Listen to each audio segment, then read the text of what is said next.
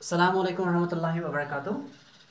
Hope you are all fine by the grace of Almighty Allah. Today, as you all know, it is me Fayal sir. Today, I am going to discuss the another group of algae, that is Phaeophyceae, commonly called as brown algae. इनको brown algae भी कहा जाता है. These are also known as brown algae. We are having three groups of algae: Chlorophyceae, Rhodophyceae, and Phaeophyceae. Now this is the second one. इससे पहले हमने describe किया था क्लोरोफाइसी. अब ब्राउन एल्गी में अगर आप देखोगे, first of all as far as their habitat is concern, तो सबसे ज़्यादा इनको देखा जाता है मैरीन इकोसिस्टम में या मैरीन एनवायरनमेंट में सबसे ज़्यादा इनको देखा जाता है मैरीन एनवायरनमेंट में, और you can say saltish environment, salt environment. wherever there is high concentration of salt in a water, we can find these brown algae. Now see, ये जो ब्राउन एल्गी है, अगर आप देखोगे इन ब्राउन एल्गी में दो फॉर्म्स हैं. वी आर हैविंग हियर, इनके पास जो थैलस है, इसकी रेंज दो तरीके की है, मतलब it occurs in two forms. एक होता है लोअर फॉर्म्स जो होते हैं जिनका साइज कम होता है. लोअर फॉर्म्स में ये होता है simple, branched and filamentous. In lower forms it is simple, branched and filamentous. Look at yum brown algae ch timan mans chu asan simple, branched and filamentous, while as higher forms jo inke paas hai, higher forms, or you can say gained brown algae. These gained brown algae are commonly called as calpus. उनको calpus कहा जाता है. इनमें अगर आप देखोगे it is profusely branched.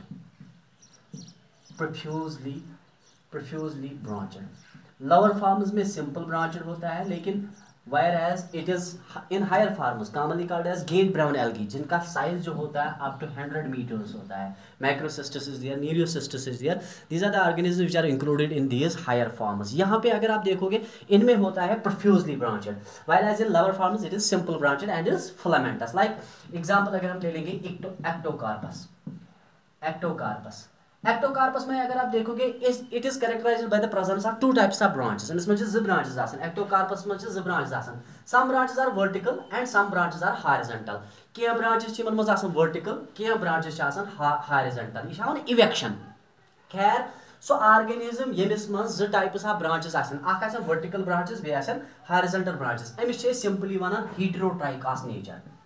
हेटेरोट्राइकॉस, इसको हम हेटेरोट्राइकॉस हैबिट का कहते हैं. सिंपली थाउन याद, इन एक्टोकार्पस या you can say in lower forms it is the thallus is simply branched, it is simple branched and is filamentous, while as in higher forms और you can say the great brown algae are commonly called as kelps, जिनका size होता है up to 100 metre long होते हैं. तो ये profusely branched यहाँ पे होता है. लेकिन अगर आप देखो कि एक्टोकार्पस में यूजुअली देखा गया है यहाँ पे इट इज कैरेक्टराइज्ड, इसका थैलस जो है, इसके थैलस में दो टाइप्स ऑफ ब्रांचेस होती है. Some branches are vertical while some branches are horizontal. So organism यमिस में हॉरिजॉन्टल ब्रांचेस ते आसन, वर्टिकल ब्रांचेस ते आसन, तमिस वन हेटेरोट्राइकॉस नेचर. ये छु यून थैलस.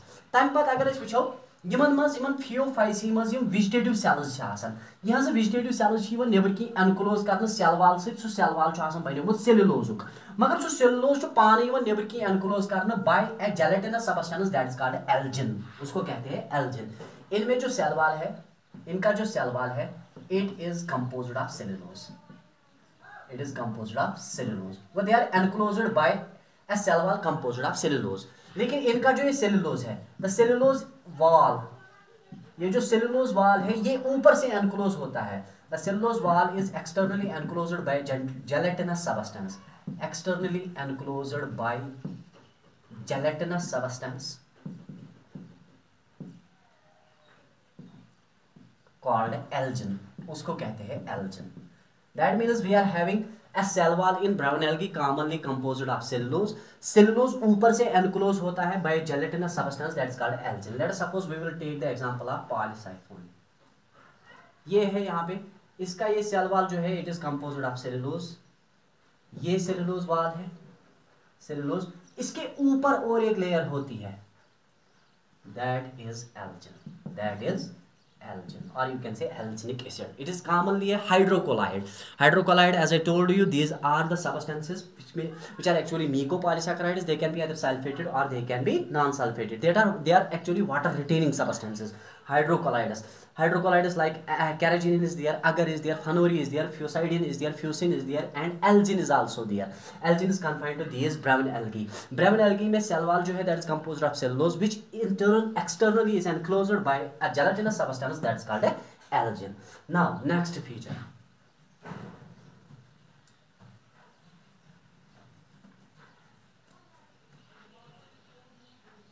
ये जो गेट ब्राउन एल्गी है which are commonly called as kelps, अगर आप देखोगे इनका थैलस जो है it is differentiated into 3 parts. Differentiated into 3 parts as जो कैल्पस होते हैं, मतलब जिनका साइज 100 मीटर तक होता है. द गेट brown algae which are profusely branched, इनका थैलस जो होता है इसके थैलस में 3 पार्ट्स होते हैं.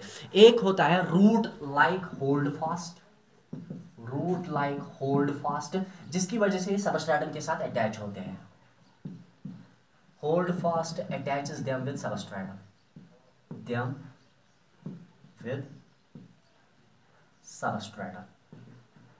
उसके बाद इनके पास स्टेम जैसा ही होता है, उसको स्टाइप कहते हैं, stem like stipe, and leaf like photosynthetic organ, leaf like photo synthetic organ called fronds, उनको fronds कहते हैं. We are having differentiation in of thallus in calpus into 3 parts. Root जैसा स्ट्रक्चर होता है उसको होल्ड फास्ट कहते हैं, stem जैसा स्ट्रक्चर होता है उसको स्टाइप कहते हैं, और इनमें लीफ लाइक फोटोसिंथेटिक ऑर्गन भी होता है, फोटोसिंथेटिक ऑर्गन भी होता है, that is called as frond. So that means thallus in kelps is completely differentiated into 3 parts. उसके बाद चूंकि कैल्पस का साइज बहुत ज्यादा होता है, इसीलिए चूंकि ये वाटर में होते हैं, अब वाटर में अगर आप देखोगे अपने आप को डेजिकेशन से बचाने के लिए डिके से decay from the decaying effect of water से प्रोटेक्ट, अपने आप को प्रोटेक्ट करने के लिए इनके पास ईयर ब्लेडर्स होते हैं. कैल्पस पोजेस ईयर ब्लेडर्स और यू कैन से ईयर वेसिकल्स. इनके पास ईयर वेसिकल्स होते हैं या ईयर ब्लेडर्स होते हैं. ये ईयर वेसिकल्स और ईयर ब्लेडर्स इनको प्रोवाइड करते हैं बयानसी. The calpus are characterized by the presence of ear bladers or ear vesicles, which are responsible for providing them buoyancy. उसके बाद इन्हीं में होता है, इन कैल्पस में होता है एक फिनोलिक कंपाउंड. इनके पास एक फिनोलिक कंपाउंड होता है. They are characterized by the presence of phenolic compound. उस फिनोलिक कंपाउंड को कहते हैं फ्यूकोसन. फ्यूकोसन. अब ये फ्यूकोसन जो होता है वाटर में अगर आप देखोगे ये कलरलेस होता है. Fucosan in water is colourless. It is colorless, but when exposed to air, when it is exposed to air, it is colored. ये colored होता है, ये आपको दिमाग में रखना है. Calpus are characterized by the presence of a phenolic compound that is commonly called as fucosan. Actually ये जो fucosan होता है, ये fucosan एक vesicle में introduce होता है, बंद होता है, उसको कहते हैं fucosan vesicle. Fucosan vesicles. Well, that means we can say they are characterized by the presence of fucosan vesicles, which contains a phenolic compound called fucosan. This fucosan in water is colorless, but when exposed to air, it turns colored. Yeah, it becomes colored. That is phenolic compound. Next feature.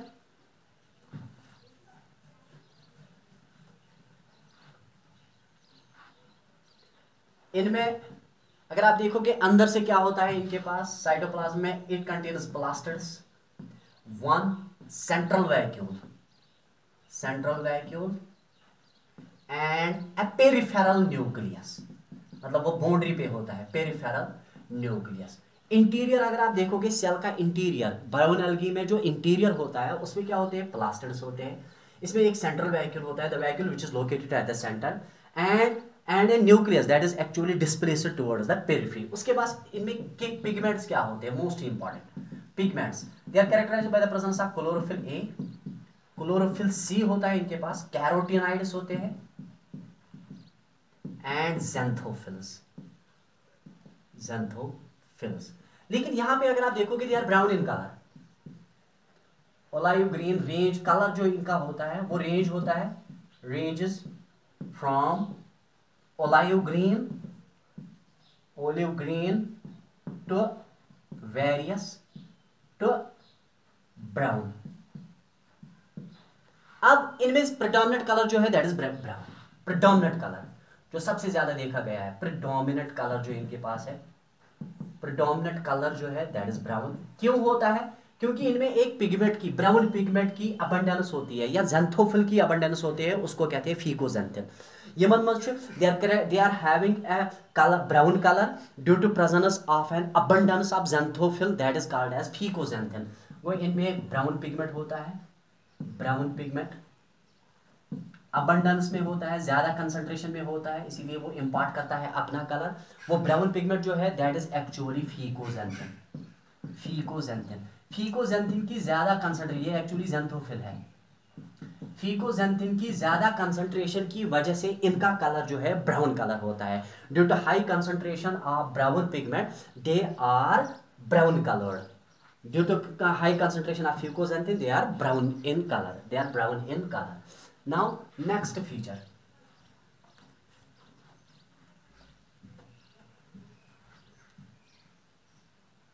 ये जो kelps होते हैं, कैल्पस जो होते हैं, giant brown algae जिनको आप कहते हो, the commonly called as giant brown algae, या यू कैन से इनका साइज बहुत बड़ा होता है, गेंट ब्राउन एल्गी। इन कैल्पस में अगर आप देखोगे, हमने यूजुअली कहा है कि एल्गी में वेस्कुलर सिस्टम एब्सेंट होता है क्योंकि एक्वेटिक होते हैं तो जाइलम की जरूरत नहीं पड़ती है। और इनके पास अगर आप देखोगे इनमें फ्लोएम इसलिए एब्सेंट होता है क्योंकि एवरी सेल या every corner of the cell contains chlorophyll. As a result all of the cells will be able to produce food material. When they produce a food material they act as source. As a result there is no sink. When the source and sink relationship does not exist there is no requirement of phloem. Similarly ये जो kelps होते हैं, लेकिन इनमें देखा गया है, ये जो ग्रेन ब्राउन एल्गी है इनमें फ्लोएम लाइक या sieve tube like conducting tubes होते हैं। Sieve tube like, sieve tubes नहीं होते, sieve tube like conducting tubes. They are characterized by the presence of sieve tube-like conducting tubes. Those sieve tube-like conducting tubes are commonly called as trumpet hyphae. Trumpet hyphae, उनको trumpet hyphae कहा जाता है। और ये trumpet hyphae जो इनमें होते हैं, they are responsible for translocation, translocation of food, translocation of food. वो we can say जो गेट ब्राउन एल्गी है, यूजुअली तो ब्राउन एल्गी यहाँ किसी भी एल्गी में वेस्कुलर सिस्टम नहीं होता है, लेकिन जो गेट ब्राउन एल्गी है इनमें सिव ट्यूब लाइक और phloem like tube like phloem like tubes होते हैं। Those are commonly called as trumpet hyphae. These trumpet hyphae are responsible for translocation of food. Translocation is a process that involves the transport of food, movement of food from source to sink. Now next feature, इनमें reproduction अगर हम देखेंगे,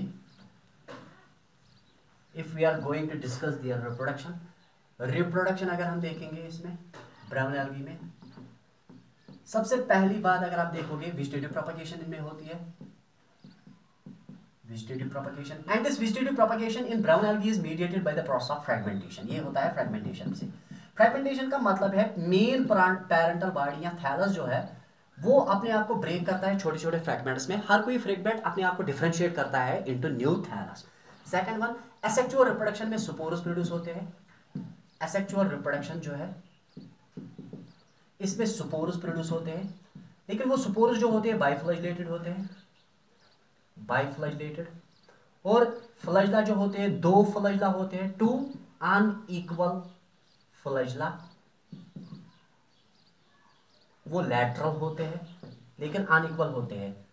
और ये spore जो होते हैं pear shaped होते हैं और इनको कहा जाता है ज़ूस्पोर्स। ये आपको दिमाग में रखना है। Asexual reproduction involves the formation of spores.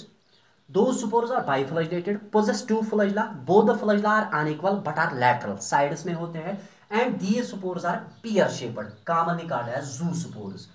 Asexual reproduction involves the formation of special types of spores, commonly called as zoospores. The zoospores possess two flagella. Both the flagella are unequal and they are lateral, but the spores are pear-shaped, commonly called as zoospores. Sexual reproduction में जो sexual reproduction अगर आप देखोगे, sexual reproduction, sexual reproduction isogamy, anisogamy भी होता है and ओगैमी भी। लेकिन यहाँ पे एक इंपॉर्टेंट फीचर है, इनके गैमेट्स जो होते हैं, इनके जो गैमेट्स होते हैं दे आर पायरिफॉर्म, पायरिफॉर्म और यू कैन से पेयर शेप्ड होते हैं, pear shaped. And just like suppose these gametes are biflagellated, they are also biflagellated. इनके पास भी दो फ्लैजला होते हैं, लेकिन दोनों फ्लैजला क्या होते हैं? Unequal. Both flagella are unequal.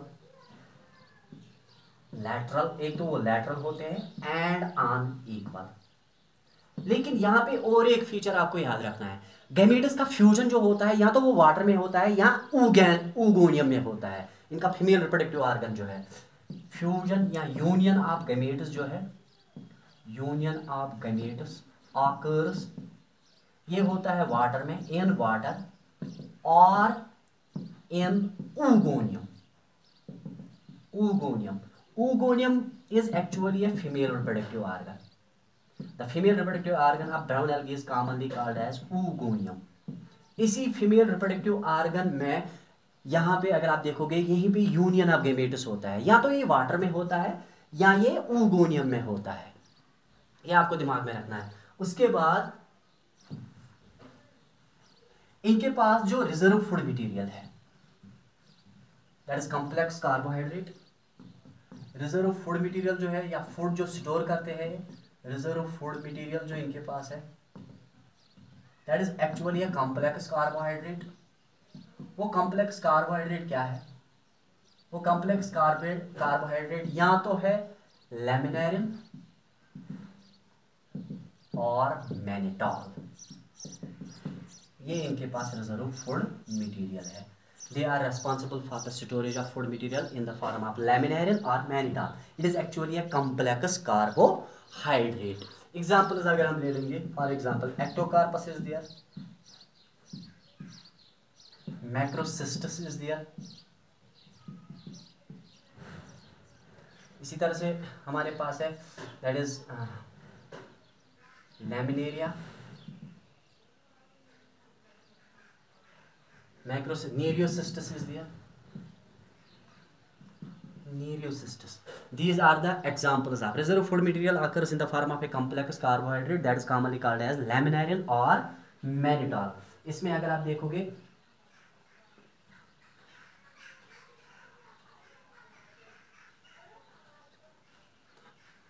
यहाँ पे मैंने अभी आपको बताया ये एक्टोकार्पस जो है it is lower form, Macrocystis is higher form.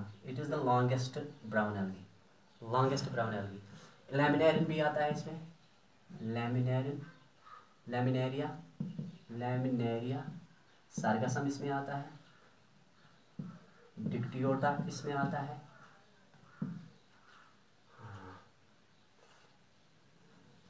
Dictyota. Fucus भी आता है.